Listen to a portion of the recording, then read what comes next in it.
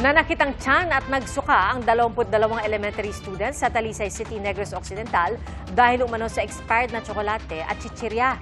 Ay sa isang lalaki at kanyang asawa, inuwi nila ang mga expired na tsokolate para ipakain sana sa mga uod sa pinagtatrabahuang farm. Pero kinuha ng kanilang pamangkin ang mga tsokolate at ibinenta sa paaralan. Isa pang estudyante ang nagbenta umano ng expired na chichirya o junk food. Kinumpiska ng barangay ang natitirang pagkain at hinihintay pa ang resulta ng laboratory test. Sa ating ulat panahon, nalusaw o nag-dissipate ang low pressure area na nagpaulan sa Visayas at Mindanao nitong mga nakalipas na araw. Sa ngayon, wala namang namamata ang bagong sama ng panahon, ang Pag-asa. At tuloy-tuloy ang mainit na panahon sa malaking bahagi ng bansa ngayong weekend, lalo na sa Dagupan kung saan aabot sa 46 degrees Celsius ang pinakamataas na heat index. 38 hanggang 40 degrees Celsius naman sa Metro Manila. Pero kahit tag-init na, may mga pag-ulan pa rin dahil sa thunderstorms at posibleng pagbabalik ng Intertropical Convergence Zone o ITCZ ayon sa Pag-asa.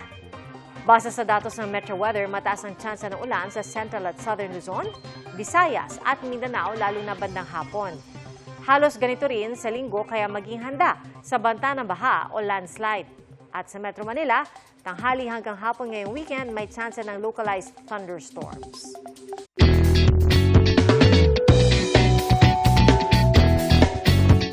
Nanggigigil kapag may cute at nanggigigil kapag may kinaiinisan. Karaniwan na po sa mga Pinoy ang salitang gigil. Pero isa lang po yan sa mga salitang Tagalog o Filipino na isinama sa Oxford Dictionary. Ating saksihan.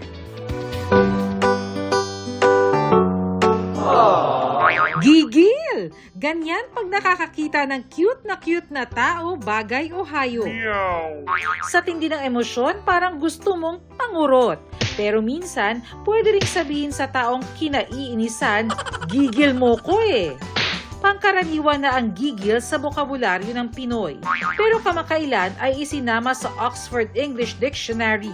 Tumutukoy ito sa matinding galit, pagkasabik, o kasiyahang makakita ng cute o adorable na nakikita sa pagsasara ng kamao, pagngit-ngit ng ngipin, panginginig ng katawan, o pangungurot o pagpisil ng kung anuman. Tinanong namin ng mga kapuso online, ano o sino ang nagdudulot ng gigil sa inyo? May nagpadala ng pictures at videos ng mga alaga, pati ng mga bata. Ang dalawang netizen, gigil raw sa kanilang mga asawa.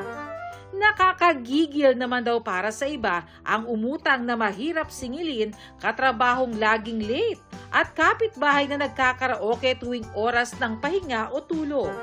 Mayroong ding gigil sa sobrang traffic at may gigil sa balance ng kanyang account. Paliwanag ng Oxford English Dictionary, may mga untranslatable word o mga salitang hindi basta-basta nasasalin sa Ingles. Kaya ginagamit na lang sa Ingles ang mismong salitang Tagalog. Gaya ng salakot, isang uri ng sombrero. Isinama rin ang lumpia na hiniram din daw sa Malay at Indonesia bukod sa Tagalog. Pasok din ang videoke at sando. Isinama rin ang mga salitang Ingles na may naiibang paggamit sa Tagalog, gaya ng load ng cellphone, CR o comfort room at terror bilang pagtukoy sa istrikto o demanding na guro.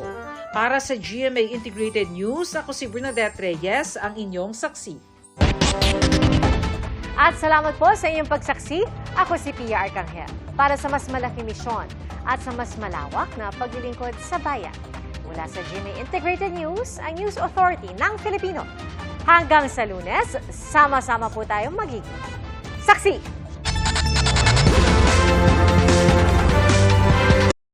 Mga kapuso, maging una sa saksi. Mag-subscribe sa GMA Integrated News sa YouTube para sa iba't ibang balita.